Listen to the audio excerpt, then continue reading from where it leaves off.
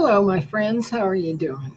Now, I'm working on a project today, and it has to do with the argument over what is truth. What is truth to us down here in mortal bodies, working from clocks, working from chemical and biological processes, working from schedules in time? What does truth mean in that perspective? And then what does truth mean in the higher frequencies in the heavens?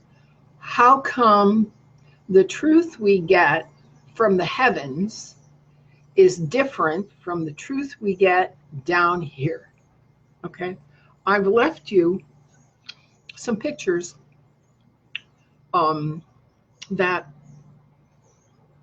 illustrate where this is going. Okay.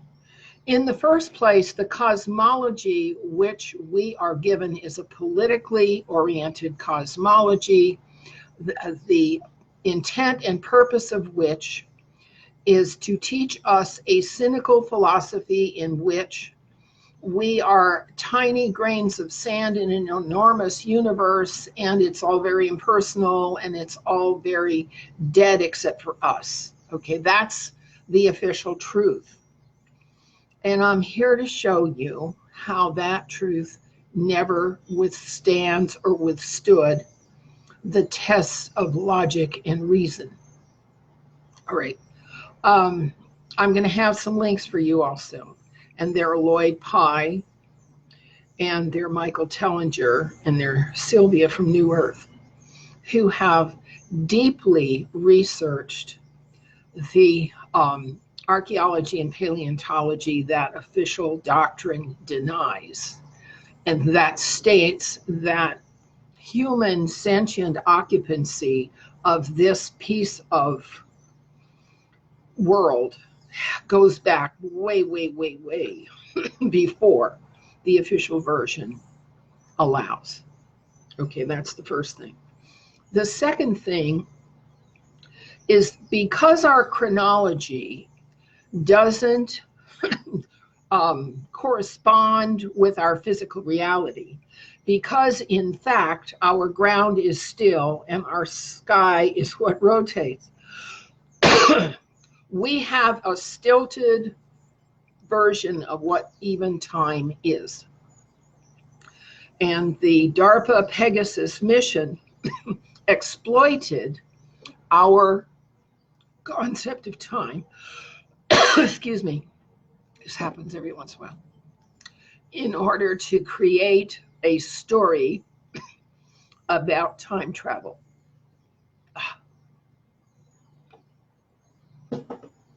Time travel is possible. It happens.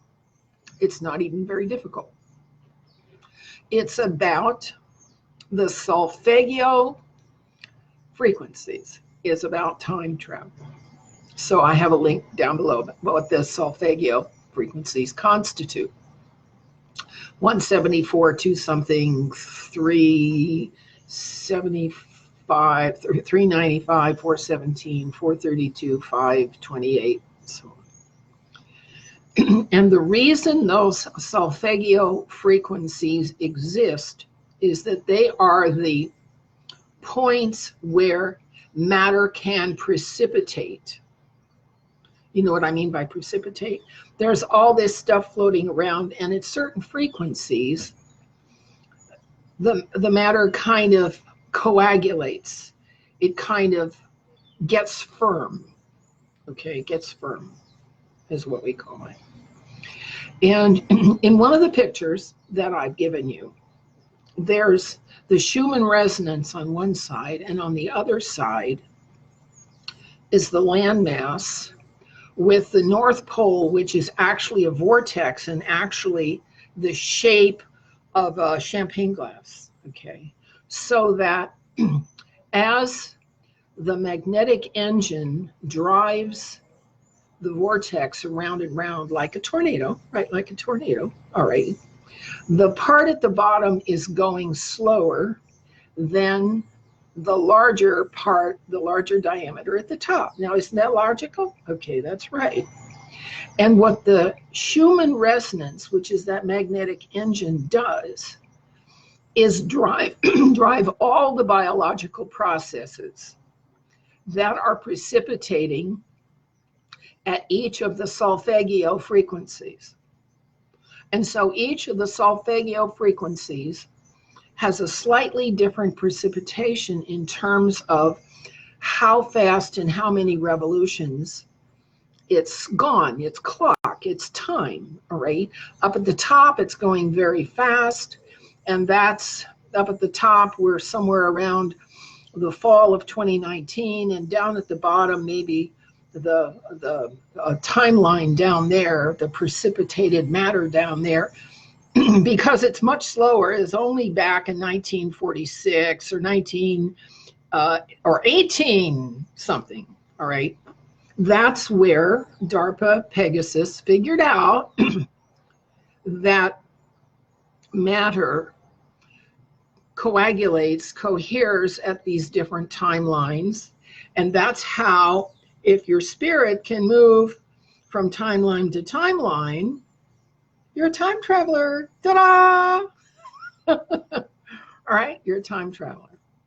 Moving the body from timeline to timeline is a real problem, because disassembling a body that's made up of set A of chemical elements is one thing, but when you get to the next set of frequencies, the chemical elements are slightly different, and so reassembling the same body in a new set of chemical elements is problematical.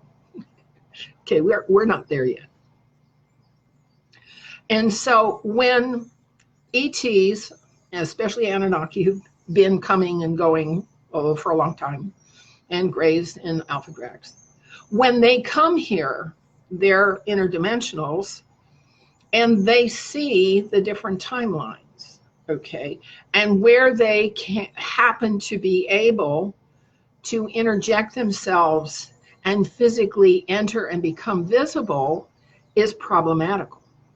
All right, so that's why sometimes we see these UFOs and they come and they go, but we don't even know whether they can actually settle here, or whether at this particular frequency where we are, wherever that is, whether they can manifest and precipitate where we are. We may be able to see them, but they can't, they're still not here.